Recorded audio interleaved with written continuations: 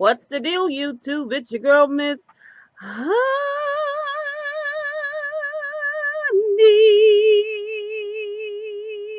Woo!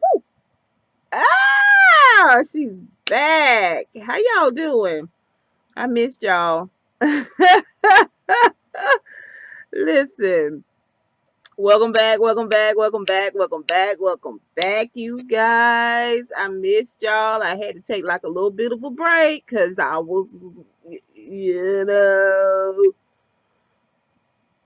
close to the edge, man. Close to the edge. You know what I'm saying? I work real, real hard on my sobriety. Yeah, I work very, very hard on my mental stability. Yes, honey, it is work. And I'm a bit of a hibernationist, if that's a legitimate word. This time of year, I go deep, deep down under in. And I really don't pick my head out till spring. I be peeking, I be looking, I be watching, but I don't be coming out. Like, you ain't gonna see all of this. You just gonna see this right here. So, you guys forgive me. I missed Married to Medicine last week. But I'm back this week to do Married to Medicine. This week was Breakdown or Breakthrough. And I'm probably going to toss a little bit of episode 8, which was Fly Girls and Low Riders, in just to sort of talk about that. And really, it should have been one episode.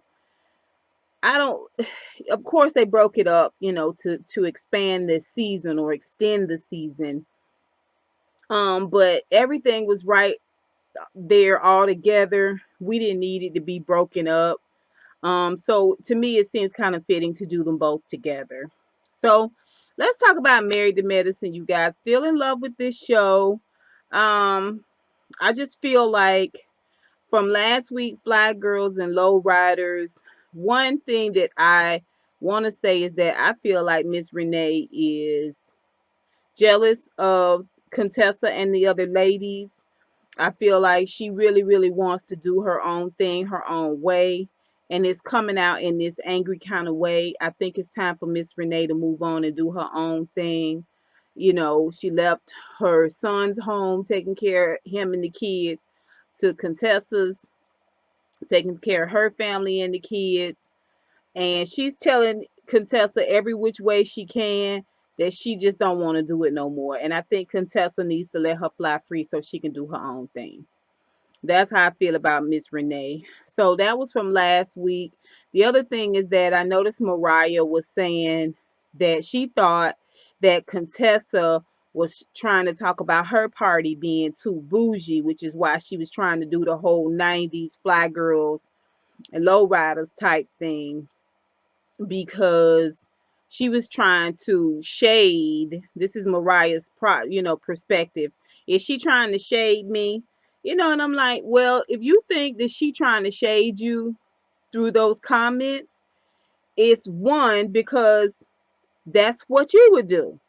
That's what you would do. You would throw slick shade at somebody as opposed to coming them directly. So, like my daddy said, a person who's a thief, God, they purse tighter than anybody. All right. So, I just felt like you looking for shade because you are the shade thrower, Mariah. Like, I'm on to you. I felt like that party, that that argument they had at last week, had at Contessa's cookout, was between Heavenly and Mariah. It was so unnecessary. And then to me, I don't understand how Heavenly can come off an apology with Simone, where she, although she was upset about what was going on, the way she expressed it was completely different than how she expressed being upset with Mariah. Like, I felt like, especially after having lunch with Quad, she was amped up. Like, she was ready to get to it with Mariah. It was so unnecessary.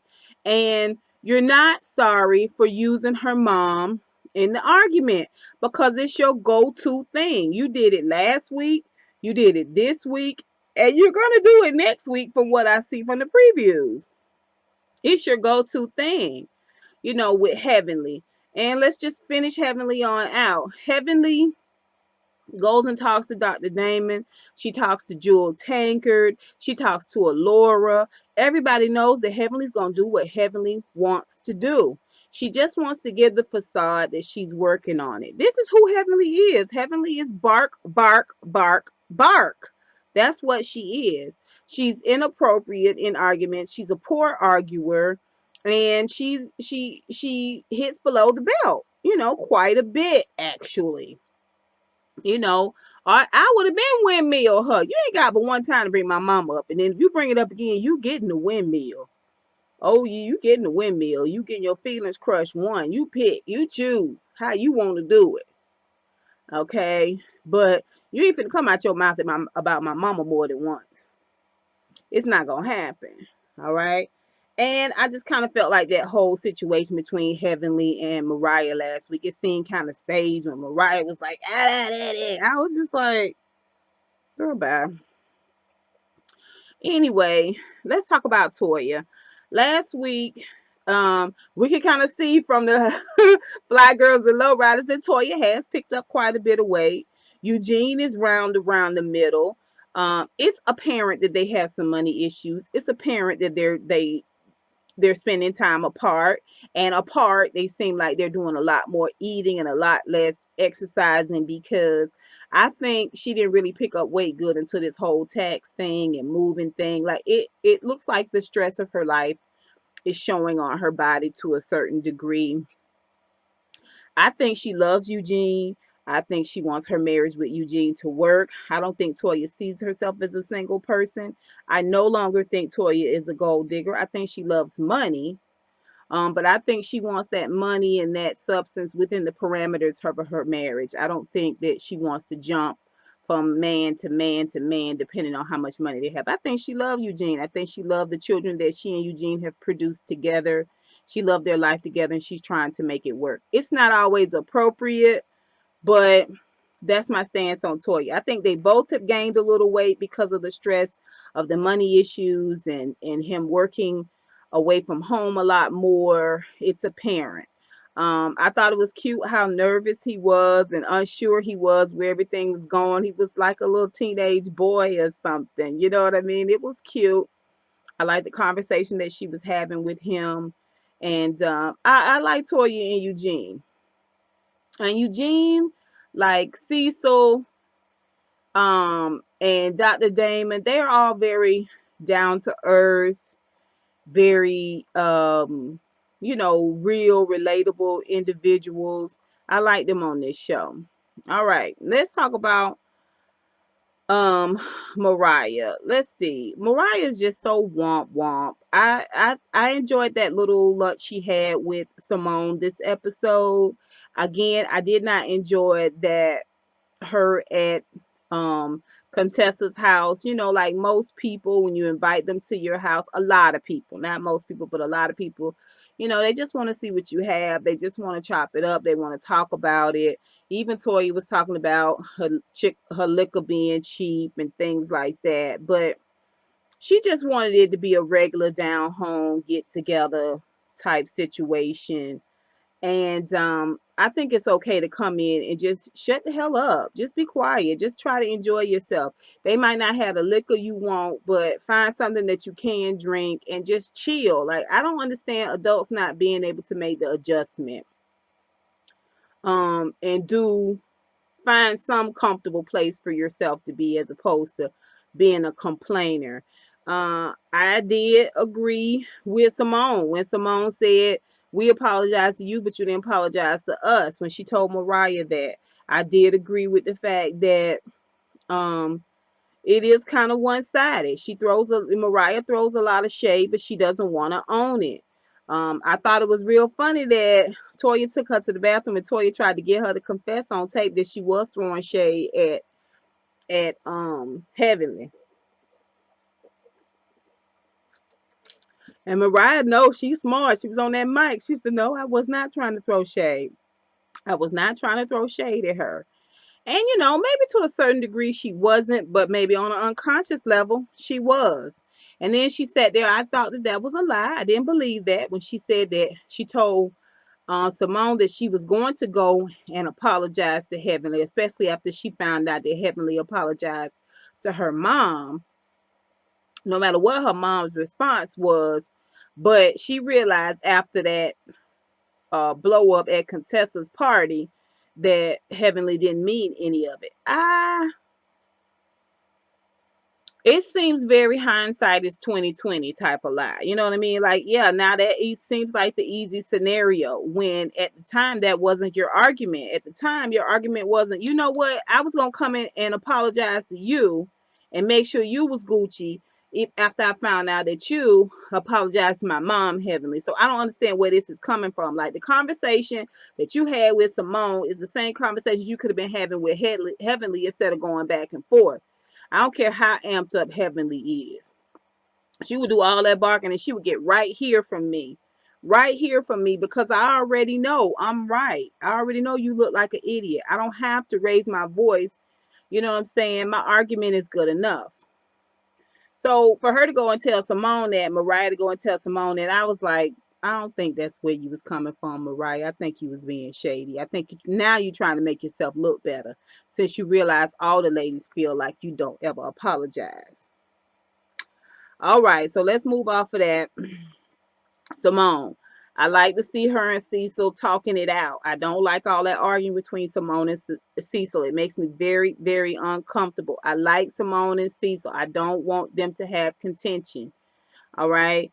I like the fact that she confronted him about the 25K, even though we flash back to her asking him in a more aggressive way, what were you thinking? And then, he explained it. I love the fact that Cecil said he was afraid to tell her because he thought that she would shoot the idea down and he felt so passionate about it.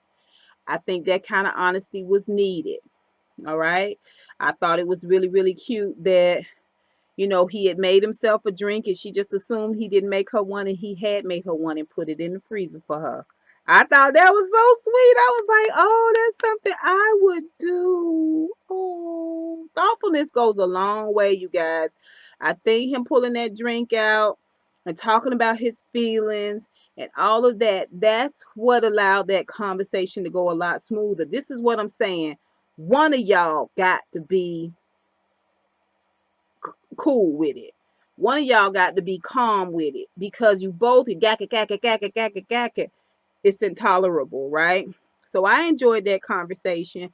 We also got to see the continuation of Simone's patient, who is a little person. I think that's what you call little person. I'm not sure what it is, dwarf, little person, whatever. I apologize, whatever the correct um, uh, appropriate name to call them is. I don't know what that is, but this was a continuation. She was there to ask questions last week, and she had her pap smear this week. It was awkward. It was weird. I don't know why we were showing that.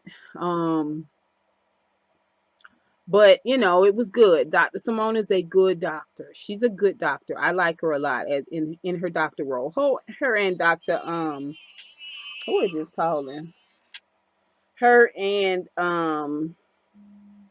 Dr. Jackie. So now let's move to Dr. Jackie. Dr. Jackie is still low key dating Curtis. Not dating, but she's kind of letting him in little by little. Curtis came last week, and I could see that he had a little bit of remorse. I could also see that Jackie was really, really hurt. And even with him being present in that moment and admitting all the things that he had done wrong, I think the hurt was still like right here, like she could have thrown it up any second. I like the fact that she said she wants him to just come over and they do, try to talk things through from there at the house and not being out in paparazzi's eyes and stuff. I like that. This week when he came over and he brought her a flower and he brought something to eat, she kept it real straight and narrow, real Pentecostal, real Holy Ghost feel. You know what I'm saying? He was like, "You want to go sit at the table?" She was like, "No, you can sit right here." And it was like you like a guy, but you don't want the guy to know you like him. So you just kind of smile a little bit and, you don't rebuff him, but at the same time, you're not all over him either. I like that. I like the fact that she's being honest about the fact that she does miss him. She does miss some of the things he did around the house. And there was a light bulb out. He went and fixed the light bulb, and they talked about where the ladder was, and he was like in the garage, and she said, I looked for it all over, and he said that's because the only time you go in the garage is to get in the car and to leave. You know what I'm saying? Like, they had a relationship, a marriage, a connection, a routine with each other. And this whole thing with Jackie working all the time and not being responsive to Curtis' needs, and Curtis going out and violating the marriage and their covenant connection by cheating, it has put a big whomp, a giant heaping pile of poop in the middle of their connection, and it's trying to get it back is difficult. I think it's better for them to try to get it back sooner rather than later, because the longer time you go, the least likely you are to still feel those little sparks. And right now they seem like they still feel those little sparks with each other. And I'm here for it. I do want to say that every time I see Curtis' face, I kind of want to smash it in a little bit. Like, I still have a tinge of anger for Curtis, and every time I see how hurt Jackie is, it makes it that much worse. I don't know. I don't know what I need from Curtis to get over that for myself, but I ain't Dr. Jackie, so he ain't got to worry about me. But I do think it's cute how she handling Curtis. Okay, so let's talk about Heavenly. Heavenly again is bark, bark, bark, bark, bark. Like, you got to be able to have a civil argument, a disagreement with somebody, Heavenly, and you ought to know by now that um some of the things that you're doing and the way that you're doing them, it's inappropriate. Like, it's time for you to stop learning and working on yourself and get it already. You know what I mean? It don't take but a second to shut the hell up, or just walk off, or take a sip of your drink. You know what I'm saying? You don't have to be up and carrying on like that all the time, Heavenly. Like, your point is missed. It's always missed when you're doing that. And if you're not careful with this attitude, it's gonna turn against you with your child, girl. It is. I could see Alaura leaving that house for college and never coming back. I could see it one way or another. Like, you're gonna have to dial it back. All right, you're too aggressive. And like I said, Damon, Alaura, Jewel Tanker, they all know that you're going to do what you want to do, Heavenly. You just putting on a facade. This is who you are. This is who you are. You're poor at arguing. You are inappropriate. You still calling that girl Contessa. You refuse to do otherwise. You know what I'm saying? You one of them people that really honestly need a good ass whipping, and then you will dial it back a notch. I'm telling you, if Contessa drag you through that house and dunk your head in that pool, I promise you, your attitude will change all the way around. This is what's going on. This is what's going on with Heavenly. But she take Alaura to get her voice lessons and stuff, and I'm happy for Alaura. I hope Alaura does well. I really do.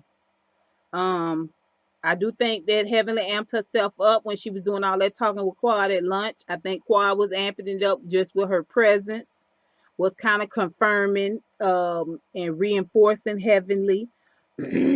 I do think that um what Simone did, trying to pit Heavenly and Mariah against each other, was inappropriate. It was mischievous, and it probably was led on by alcohol for sure.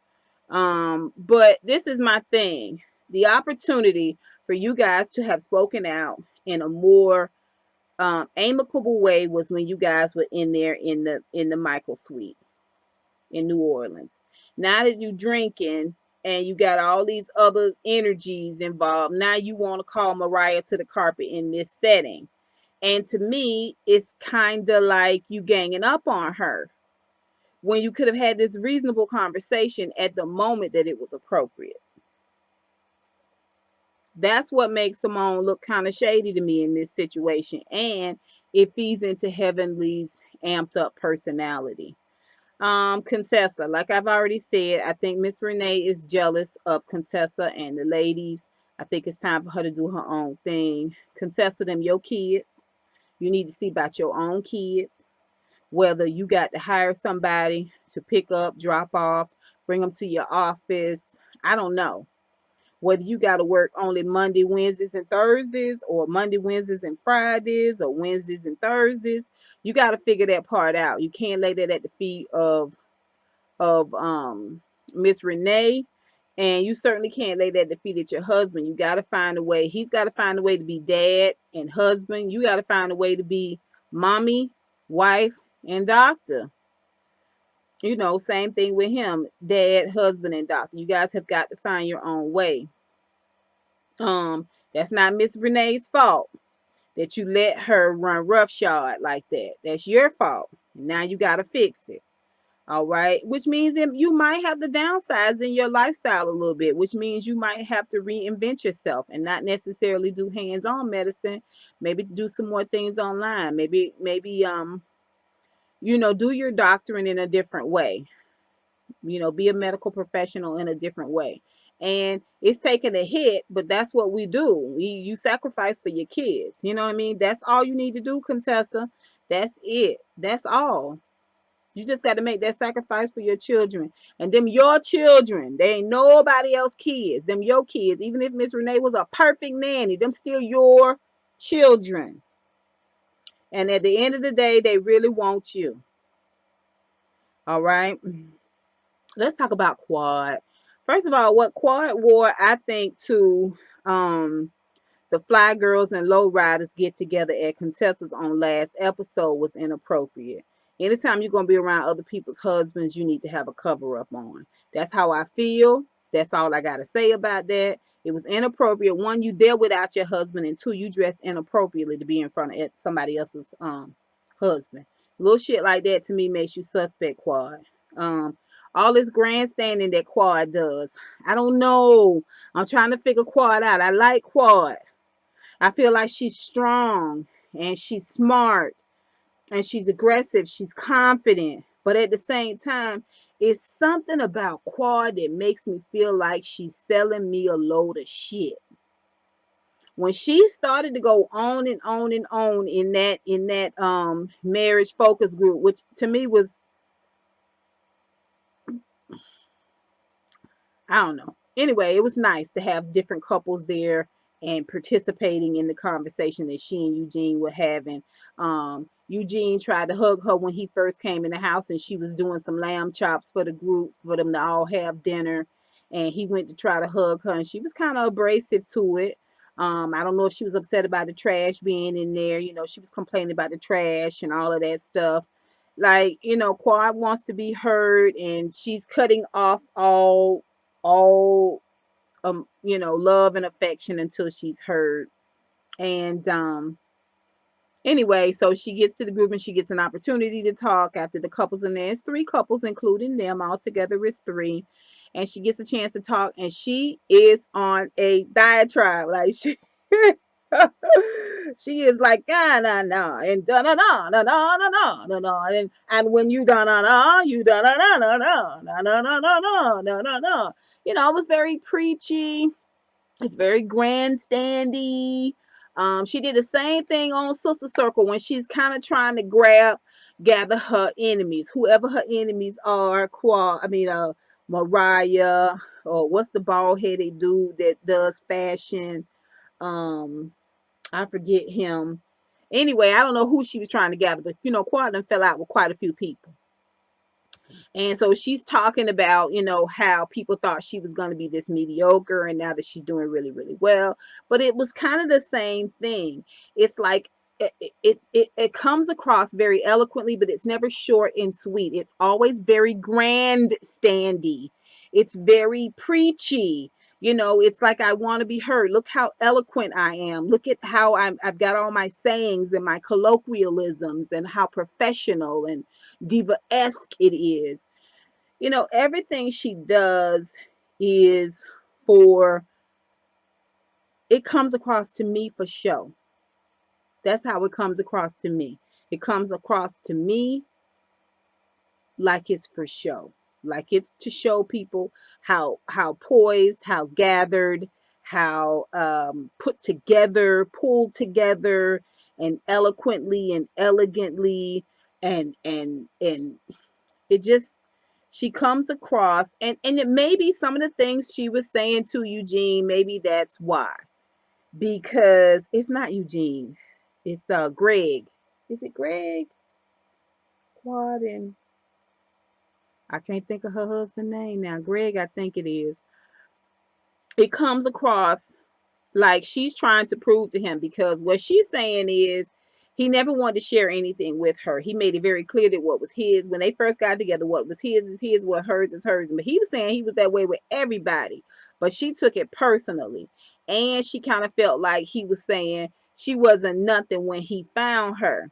And so maybe this is why she's always trying to prove that she is something, that she is somebody, that she's not this peon that people are trying to make her out to be. Like, I am accomplished and I am, on my own steam and energy.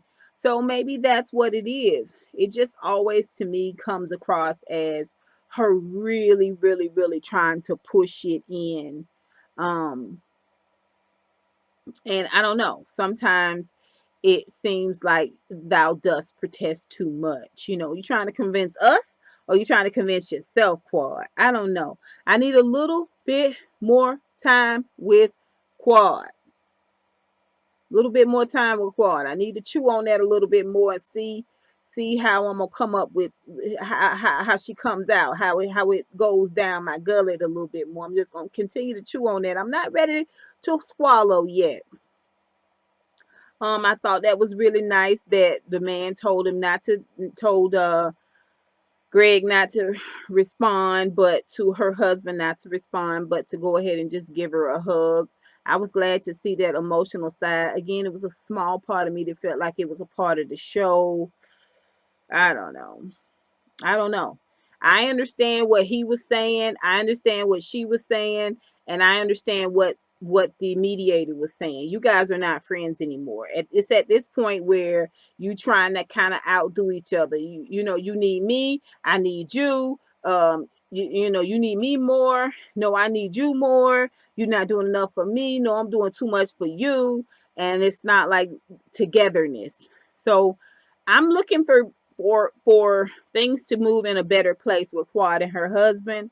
I'm looking to see Quad in a different light now that you've had this opportunity to talk. I want to start seeing some changes implemented, like I see with Cecil and with Simone, as well as with Curtis and with Dr. Jackie. Now, if we still having these battles, we know that where things are headed with the two of them.